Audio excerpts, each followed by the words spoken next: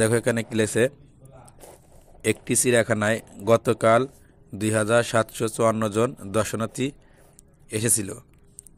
আজকে 3656 জন দর্শনার্থী এসেছে।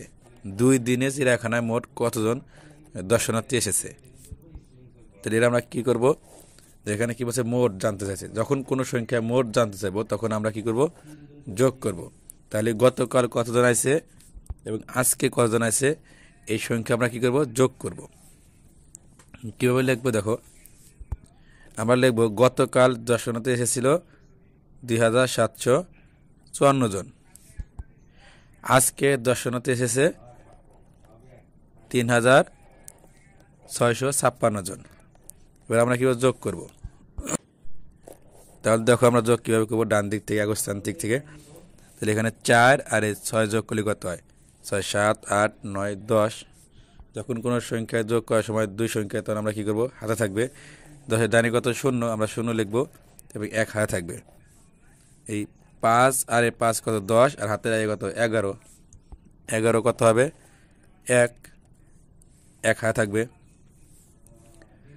এই 7 আর 6 কত হয় 13, 13 হাতে আছে কত 1, কত হবে 14, 14 কত লিখবো আমরা 4, 1 হাতে থাকবে। সবসময় ডানের সংখ্যাটা লিখবে এবং বামের সংখ্যাটা হাতে থাকবে।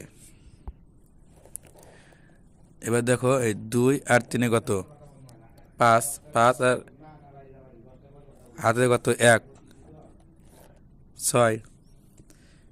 তাহলে 2 দিনে মোট কতজন দর্শনার্থী এসেছে, 6410 জন।